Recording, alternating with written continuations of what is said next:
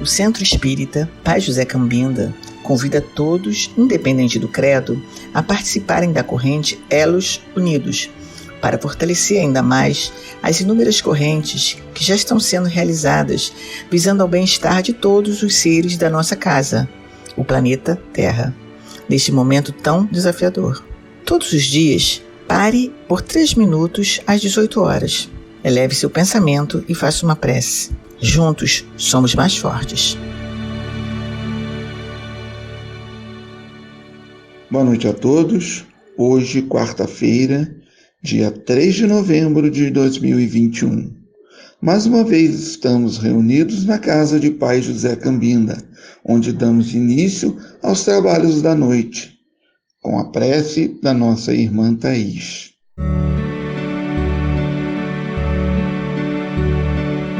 Uma boa noite a todos.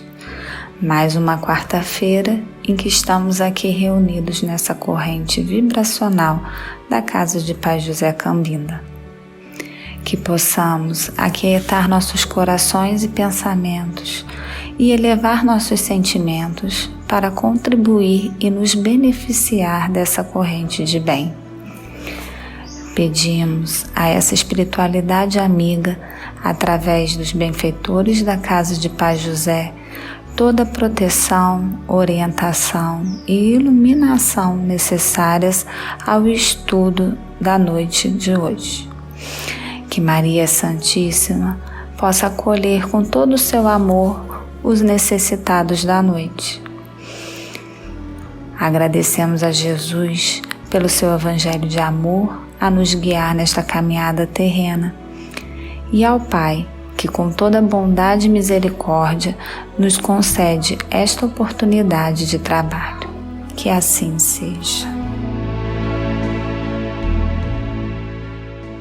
Nossa irmã Viviane fará a leitura de uma página para a nossa reflexão.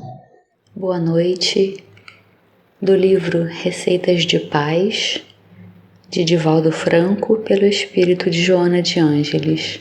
Amor e paz. O desânimo é pântano venenoso, onde se asfixiam as mais belas aspirações da vida. A precipitação torna-se fogaréu a arder sem finalidade, muitas vezes prejudicando a lavoura do bem. O receio sistemático constitui campo onde medram as plantas daninhas que destroem a sementeira da esperança. A maledicência é geratriz de males incontáveis. A preguiça urde a destruição do trabalho, tanto quanto a má vontade inspira insensatez. Comenta-se sobre a violência com a exagerada cooperação dos veículos da moderna informática, estimulando mentes enfermas e personalidades psicopatas a se entregarem à alucinação. A terapia para a terrível epidemia que toma conta do mundo é o amor, em todas as suas expressões. Amor fraternal, que sustenta a amizade e dissemina a confiança. Amor espiritual, que generaliza o interesse de todos pelo bem comum. Amor cristão, em serviço ativo, que desenvolve o trabalho e espraia a solidariedade. O amor que compreende o erro é êmulo do amor que reeduca, da mesma forma que o amor que perdoa promove o amor que salva. Jesus, em todas as circunstâncias, não obstante pudesse modificar as estruturas do seu tempo e solucionar os problemas daqueles que o buscavam, por amor, ajudou cada criatura que a ele recorria, influenciando-a a mudar de atitude perante a vida e a crescer no bem, avançando em paz na direção de Deus, o amor total. Teremos na noite de hoje nosso irmão Rogério Ferreira, filiado à Associação Espírita Allan Kardec de Volta Redonda. Senhor Deus, Pai de infinito amor e misericórdia, Mestre Jesus, te damos graças porque te temos como nosso Criador, como nosso Mestre. Te agradecemos o dom da vida e a oportunidade das experiências, a fim de que possamos, no curso das tuas leis, nos aperfeiçoarmos e ser útil ao conjunto da tua criação. Abençoa-nos a todos nas nossas caminhadas. Obrigado por enviares até nós espíritos bons, amigos, esclarecidos a nos orientar na nossa caminhada. Que possamos aprender a utilizar os dons que tu nos destes, a desenvolvê-los, a fim de que possamos encontrar a segurança de resistir às tentações, às influências do corpo, às influências dos irmãos de caminhada que ainda marcham na retaguarda e que se comprazem ainda com a influência da matéria. Obrigado, Senhor Deus, pela oportunidade de, no estudo da doutrina espírita, aprender e ter condições de melhor viver, assim como de transmitir aos meus semelhantes um caminho seguro para a nossa evolução. Obrigado à Casa de Pai José Cambida, que oferece a oportunidade desse campo de estudo. Mais uma vez, a saudação a todos os companheiros da casa e a todos os companheiros que assistem essa palestra. Muito obrigado. Hoje eu quero falar sobre o tema da morte. Até porque, de ontem para hoje, aconteceram 3 episódios que me marcaram. Engraçado, embora eu seja da área da saúde e conviva de perto com esse fenômeno, já que eu cuido de pessoas e muitas vezes a ciência do mundo não é suficiente e a vida chega a termo, a gente presencia esse fenômeno. Mas ontem foram 3 episódios. Pela manhã, enquanto eu fazia uma caminhada matinal, acompanhado da companheira e de um cãozinho, houve um episódio em que, numa rua próxima onde eu passava, um carro fechou o outro e 2 homens desceram e descarregaram suas armas sobre o que estava no outro carro. Nós não presenciamos o caso, só viemos a saber mais tarde por terceiros, pela internet, que hoje propaga as notícias com uma velocidade instantânea, né? E mais à tarde, um outro acidente de trânsito em que um ônibus coletivo, numa situação que a gente desconhece, atropelou uma senhora e a senhora, até a última notícia que a gente soube, estava bem grave, né? Hospitalizada.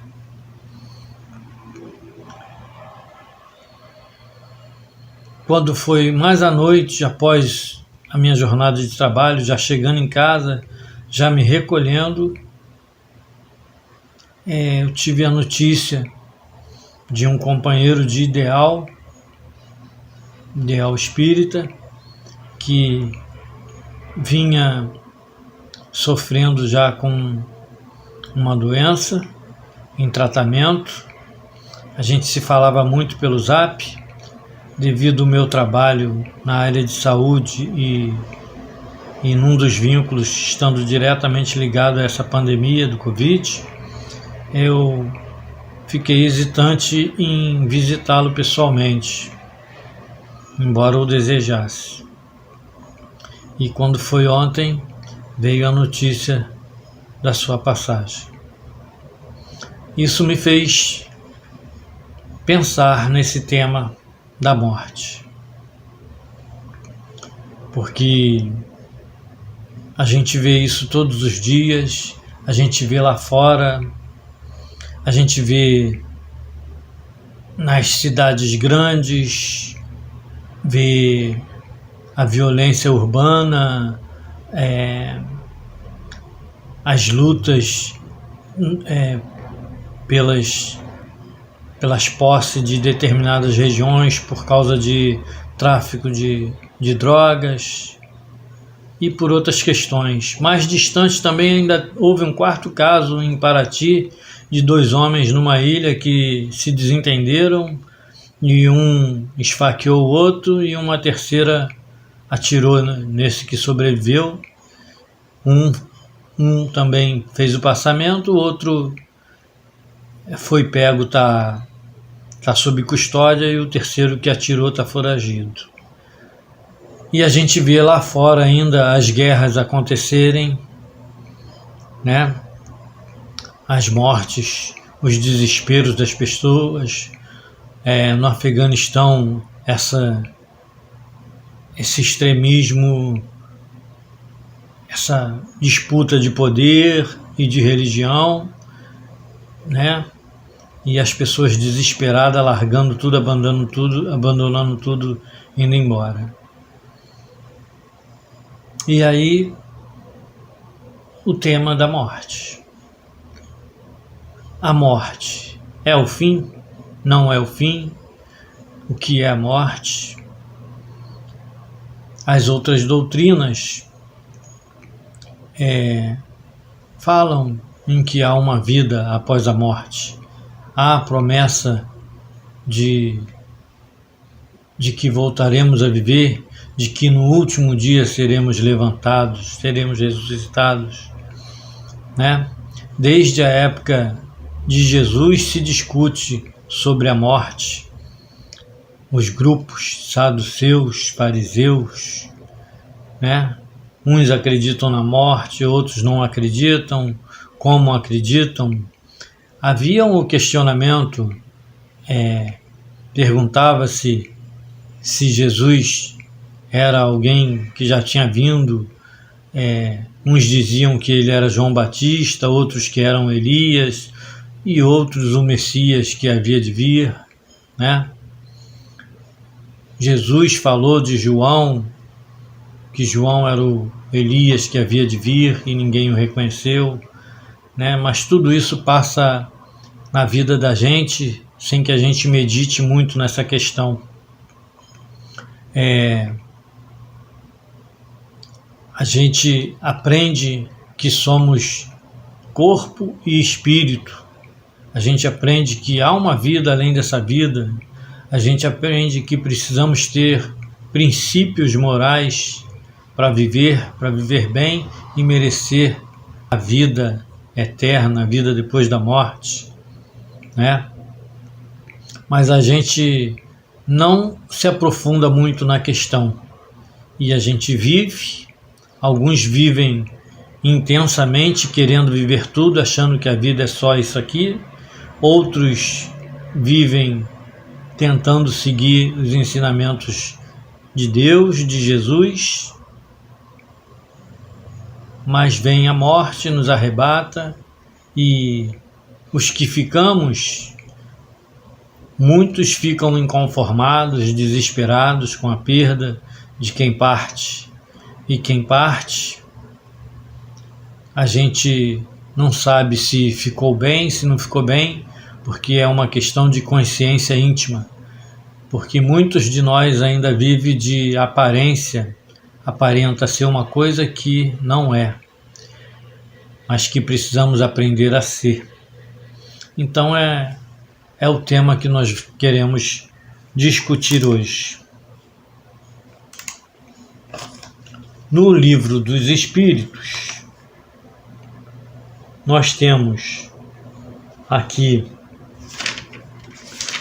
no capítulo 2, Encarnação dos Espíritos, objetivo da encarnação. E Allan Kardec fez essa pergunta aos espíritos: qual o objetivo da encarnação dos espíritos? E os espíritos responderam a ele: Deus lhes impõe a encarnação com o objetivo de fazê-los chegar à perfeição. Para alguns é uma expiação, para outros é uma missão. Todavia, para alcançarem essa perfeição, devem suportar todas as vicissitudes da existência corporal. Nisto é que está a expiação. A encarnação tem também outro objetivo, que é o de colocar o espírito em condições de cumprir a sua parte na obra da criação. Para realizá-la, é que em cada mundo ele toma um aparelho em harmonia com a matéria essencial desse mundo, cumprindo aí, daquele ponto de vista, as ordens de Deus, de tal sorte que, concorrendo para a obra geral, ele próprio se adianta. E aí, Kardec coloca essa anotação para a gente aqui. A ação dos seres corpóreos é necessária à marcha do universo, mas Deus, em sua sabedoria, quis que, por essa mesma ação, eles encontrassem um meio de progredir e de se aproximarem dele. É assim que, por uma lei admirável de sua providência, tudo se encadeia, tudo é solidário na natureza. E a gente vê nessa resposta que ela é bem completa, porque ela traz para a gente explicação com relação ao nosso corpo, a necessidade de nós, espírito, tomarmos um corpo para desenvolver as nossas aptidões que Deus colocou para a gente em germe, para que a gente desenvolva elas, para que a gente tenha o mérito da nossa liberdade, do nosso livre-arbítrio, para que a gente use esse dom que Ele nos deu. E ele coloca aqui, a respeito do uso do corpo, que a gente usa o corpo de conformidade com a nossa evolução e do mundo em que a gente está habitado, com a matéria essencial daquele lugar em que a gente se encontra. Na questão 135, há essa pergunta aqui: existe no homem outra coisa que a alma e o corpo? Existe o laço que une a alma ao corpo. Qual é a natureza desse laço? Semimaterial, quer dizer, intermediário entre o espírito e o corpo, e necessário para que possam comunicar-se um com o outro. É por esse laço que o espírito atua sobre a matéria e, reciprocamente, a matéria atua sobre o espírito. O homem é formado, assim, de 3 partes essenciais. Primeiro, o corpo, ou ser material, análogo ao dos animais e animado pelo princípio vital. Segundo, a alma, que é o espírito encarnado, do qual o corpo é a habitação.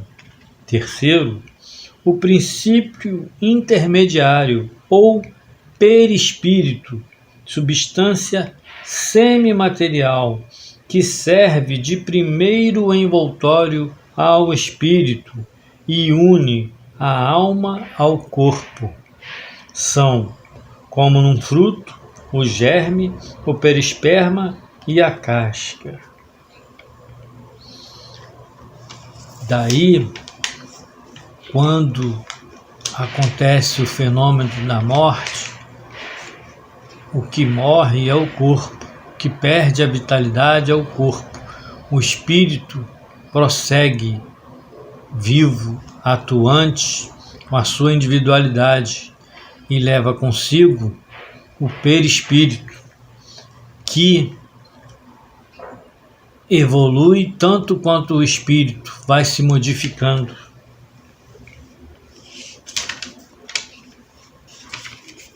No capítulo 3, que fala sobre o retorno da vida corpórea à vida corporal, na pergunta 154, Kardec questiona os espíritos: a separação da alma e do corpo é dolorosa? A resposta que os espíritos forneceram foi essa: não. O corpo sofre frequentemente mais durante a vida que no momento da morte. Neste, a alma não toma parte. Os sofrimentos que experimenta, algumas vezes no momento da morte, são um prazer para o espírito que vê chegar o fim do seu exílio. Aí vem mais uma notinha para a gente. Na morte natural, que chega por esgotamento dos órgãos, em consequência da idade, o homem deixa a vida sem o perceber. É uma lâmpada que se apaga por falta de alimentação. E aí na pergunta 155, outra pergunta: como se opera a separação da alma e do corpo? A resposta é: rompidos os laços que a retinham, ela se liberta. Uma segunda perguntinha na mesma questão: a separação se opera instantaneamente e por uma transição brusca? Há uma linha de demarcação bem nítida entre a vida e a morte? Aí eles respondem: não, a alma se liberta gradualmente e não se escapa como um pássaro cativo que ganha subitamente a liberdade. Esses dois estados se tocam e se confundem. Assim, o espírito se liberta pouco a pouco de seus laços. Os laços se desatam, não se quebram. Mais uma vez, Kardec explica isso para a gente em nota e diz assim: durante a vida, o espírito se liga ao corpo por seu envoltório semimaterial ou perispírito. A morte é apenas a destruição do corpo, e não desse segundo envoltório, que se separa do corpo quando cessa neste a vida orgânica. A observação prova que no instante da morte, o desligamento do perispírito não se completa subitamente. Ele não opera senão gradualmente e com uma lentidão que varia muito segundo os indivíduos. Para alguns, ele é muito rápido, e pode-se dizer que o momento da morte é aquele do desligamento, algumas horas após. Para outros, aquele, sobretudo, cuja vida foi toda material e sensual, o desligamento é muito menos rápido e dura, algumas vezes, dias, semanas e mesmo meses, o que não implica existir no corpo a menor vitalidade nem a possibilidade de um retorno à vida, mas uma simples afinidade entre o corpo e o espírito. Afinidade que está sempre em razão da preponderância que, durante a vida, o espírito deu à matéria. Com efeito, é racional conceber que, quanto mais o espírito se identifica com a matéria, mais ele sofre ao se separar dela. Ao passo que a atividade intelectual e moral, a elevação dos pensamentos, operam um começo de libertação, mesmo durante a vida do corpo, e, quando chega a morte, ela é quase instantânea. Tal é o resultado dos estudos feitos sobre todos os indivíduos observados no momento da morte.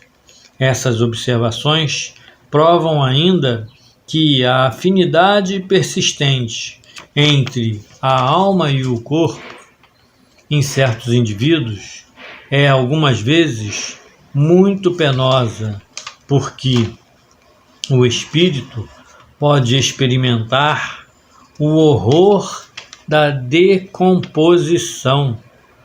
Este caso é excepcional e particular a certos gêneros de vida e a certos gêneros de morte. Ele se apresenta entre alguns suicidas. A gente pode obter mais detalhes disso no livro Céu e Inferno, que trata mais detalhadamente desse fenômeno e da diversidade de espíritos, espíritos bons, espíritos puros, espíritos endurecidos, espíritos sofredores. Lá tem vários depoimentos de atividades mediúnicas em que foram perguntados a vários espíritos os seus estados e eles vieram dar o depoimento deles.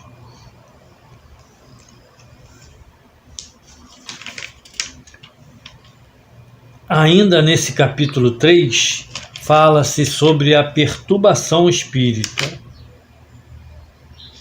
E há uma nota aqui após a pergunta 165 que diz assim: no momento da morte, tudo a princípio é confuso. A alma necessita de algum tempo para se reconhecer. Ela se acha como aturdida e no estado de um homem que, despertando de um sono profundo, procura orientar-se sobre a sua situação. A lucidez das ideias e a memória do passado lhe voltam à medida que se apaga a influência da matéria da qual se libertou, e se dissipe a espécie de neblina que obscurece os seus pensamentos. A duração da perturbação que se segue à morte do corpo varia muito. Pode ser de algumas horas, de muitos meses e mesmo de muitos anos, como a gente já viu, né? E menos longa para aqueles que desde a sua vida terrena se identificaram com seu estado futuro, porque então compreendem imediatamente a sua posição.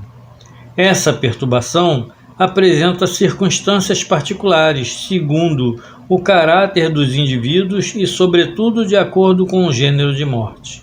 Nas mortes violentas, por suicídio, suplídio, apoplexia, ferimentos, o espírito é surpreendido, espanta-se e não acredita que morreu e sustenta essa ideia com obstinação. Entretanto, vê seu corpo, sabe que esse corpo é seu e não compreende por que está separado dele. acerca-se das pessoas a quem estima, fala-lhes e não compreende porque elas não o ouvem. Essa ilusão perdura até a inteira libertação do perispírito e, só então, o espírito se reconhece e compreende que não pertence mais ao número dos vivos. Este fenômeno se explica facilmente. Surpreendido de improviso pela morte, o espírito fica atordoado com a brusca mudança que nele se operou. Para ele, a morte é ainda sinônimo de destruição, aniquilamento. Ora, como ele pensa, vê e escuta, não se considera morto. Sua ilusão é aumentada pelo fato de se ver com um corpo de forma semelhante ao precedente, mas cuja natureza etérea ainda não teve tempo de estudar. Ele o crê sólido e compacto como o primeiro, e, quando chamam sua atenção para esse ponto, admira-se de não poder apalpá-lo. Esse fenômeno é análogo ao dos sonâmbulos iniciantes que não acreditam dormir. Para eles, o sono é sinônimo de suspensão das faculdades. Ora, como pensam e veem, julgam que não dormem. Certos espíritos apresentam essa particularidade, embora a morte não lhes tenha chegado inesperadamente. Todavia, é sempre mais generalizada naqueles que, apesar de doentes, não pensam em morrer. Vê-se, então, o singular espetáculo de um espírito assistindo aos próprios funerais, como se fora um estranho, e deles falando como de uma coisa que não lhe dissesse respeito, até o momento em que compreende a verdade. A perturbação que se segue à morte nada tem de penosa para o homem de bem. É calma e em tudo semelhante à que acompanha um despertar tranquilo. Para os que não têm a consciência pura, ela é cheia de ansiedade e de angústias, que aumentam à medida que ela se reconhece. Nos casos de morte coletiva, tem-se observado que todos os que perecem ao mesmo tempo nem sempre se revêem imediatamente.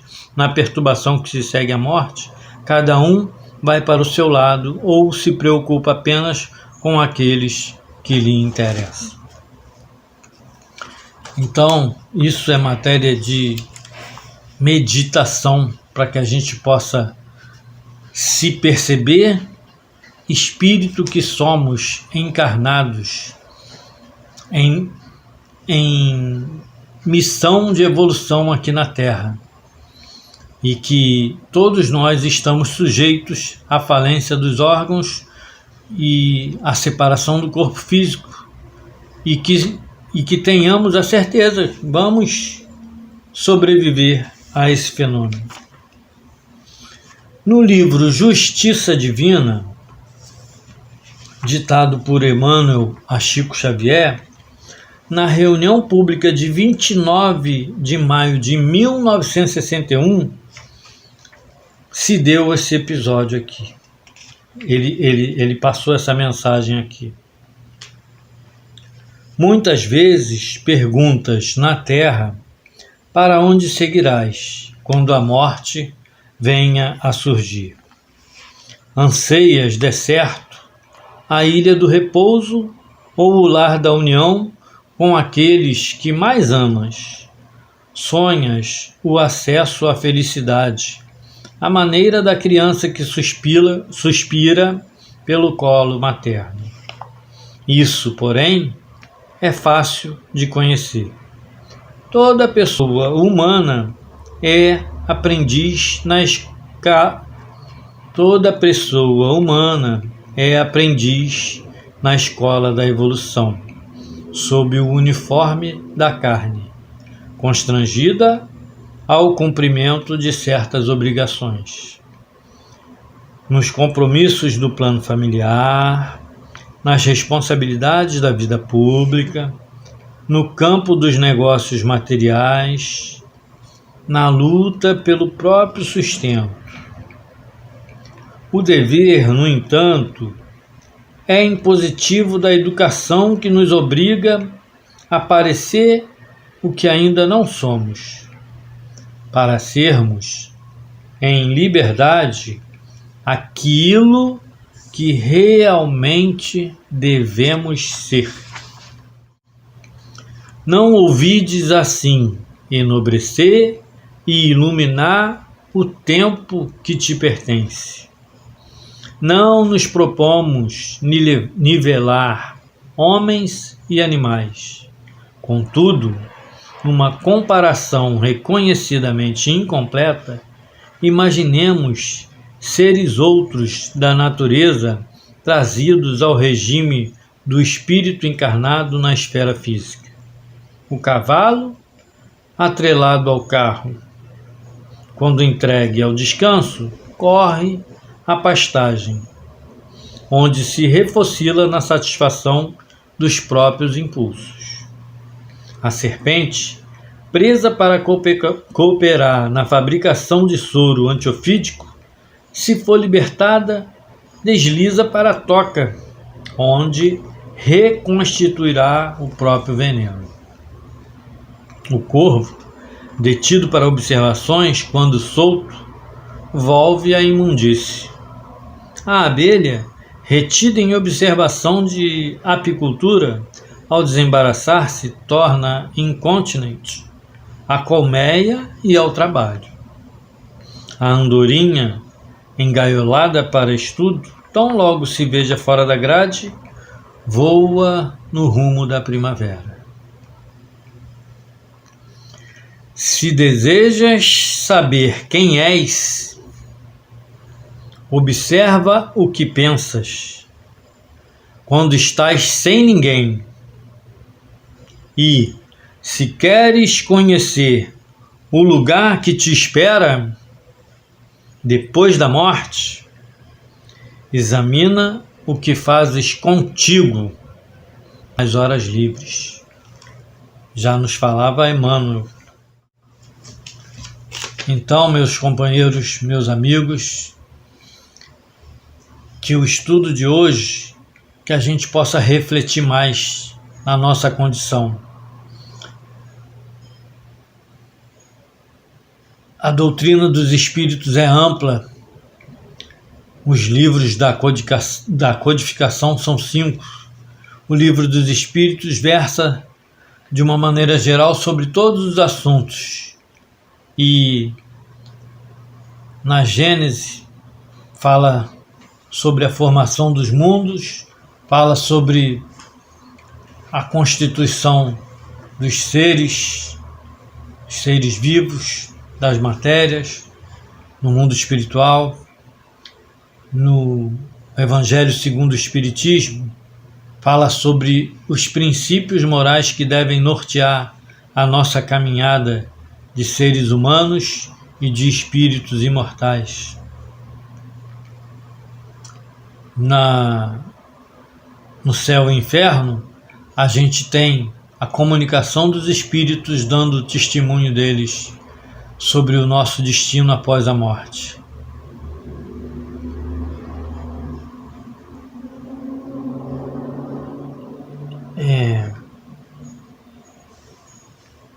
No livro dos médiuns, nós temos as informações de como se dá esse intercâmbio dos espíritos para conosco e da gente para com eles. Como a gente pode ter comunicação mais segura, como a gente pode aperfeiçoar esse nível de comunicação para que ela tenha menos intervenção, menos misticismo. Então, companheiros, que a gente possa cada vez mais estudar a respeito para que a gente possa aprender a viver melhor e viver bem, porque dos episódios de morte que eu tomei conhecimento recentemente, o homem que foi abatido está no gênero de morte repentina, surpreendido, e se não viveu uma vida espiritualizada, preparado, com conhecimento de que a vida continua, vaga no espaço ainda sem saber o que lhe aconteceu.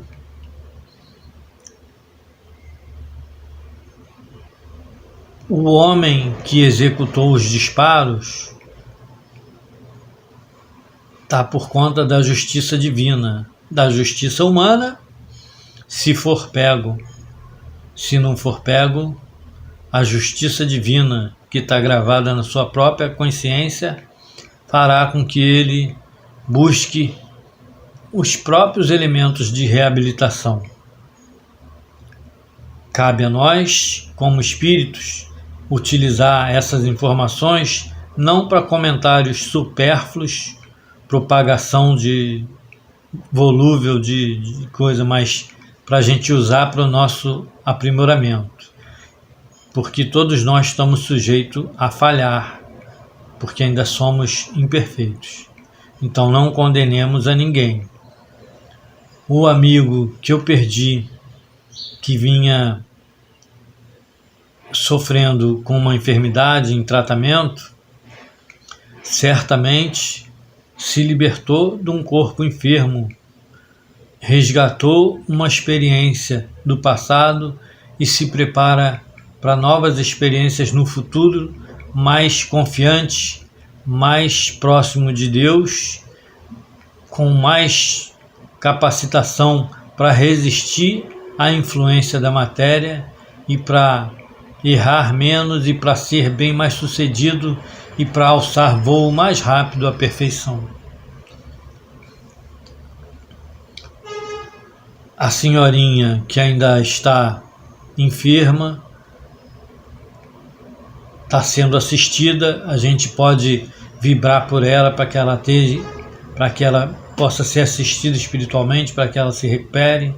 A gente pensa no motorista que se envolveu nesse acidente, que Deus possa ter misericórdia com ele, que ele também vai se envolver em questões de civil, de responder por essa responsabilidade, mas que a gente não faça julgamentos precipitados também.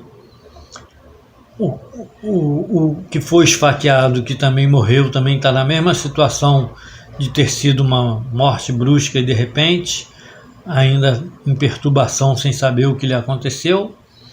O outro já está nas mãos da justiça terrena, mas ainda tem a justiça divina com quem ele tem que se ajustar, e essa vem da sua própria consciência, porque Deus é todo sabedoria e bondade e sabe como funcionam os mecanismos da lei para que a gente possa se desembaraçar e evoluir.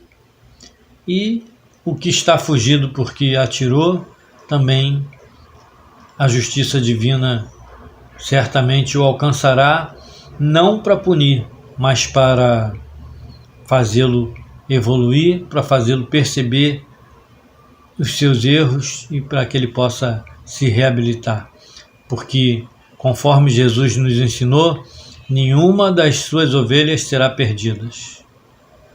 Então, meus companheiros, que possamos meditar nesses ensinamentos, possamos nos espiritualizar, possamos nos afinizar com as leis de Deus. E muito obrigado a todos pela atenção. Obrigado mais uma vez à Casa de Pai José Cambina. Que Jesus nos abençoe e nos inspire. Muita paz. A seguir, Elos que Unem, momento dedicado aos espíritos desencarnados que procuram a Casa de Pai José Cambina. Senhor, fazei de mim um instrumento da vossa paz. Onde haja ódio, consenti que eu semeie amor. Perdão, onde haja injúria. Fé, onde haja dúvida. Verdade, onde haja mentira. Esperança, onde haja desespero. Luz, onde haja treva. União, onde haja discórdia. Alegria, onde haja tristeza. Ó Divino Mestre, permiti que eu não procure tanto ser consolado quanto consolar, compreendido quanto compreender, amado quanto amar, porque é dando que recebemos, perdoando é que somos perdoados, e morrendo é que nascemos para a vida eterna.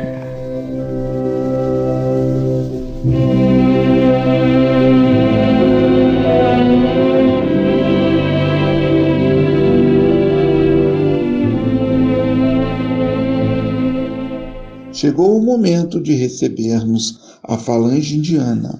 Essa falange não incorpora, atua em nosso psíquico. Procuremos uma posição confortável para recebermos esses amigos que também fluidificarão as nossas águas.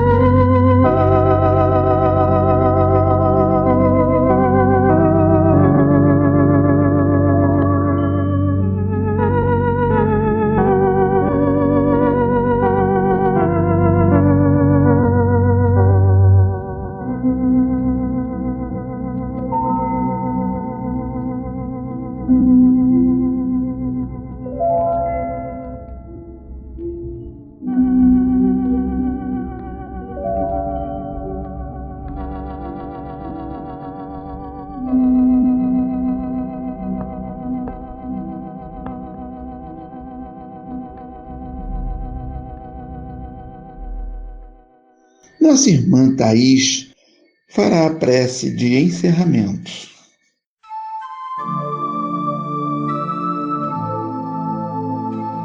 e chegamos ao fim de mais um encontro, dessa bendita oportunidade de refletirmos e nos elevarmos. Que esse sentimento de amor e bondade que preenche nossos corações nesse momento nos acompanhe ao longo de nossa jornada. E assim pedimos força interior para continuarmos com as práticas espirituais e a nossa reforma íntima. Com o coração repleto de alegria, amor e gratidão, queremos agradecer as bênçãos divinas deste momento iluminado.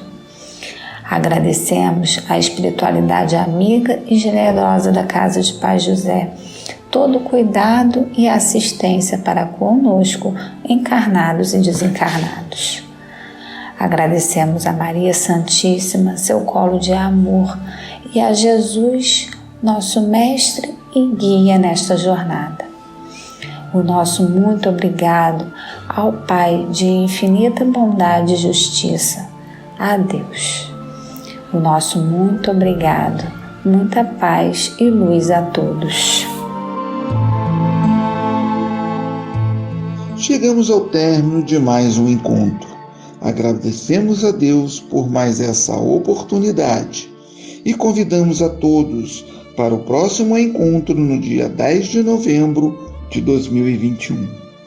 Uma boa noite a todos e que possamos continuar com essas vibrações de amor e luz. Fiquem com Deus.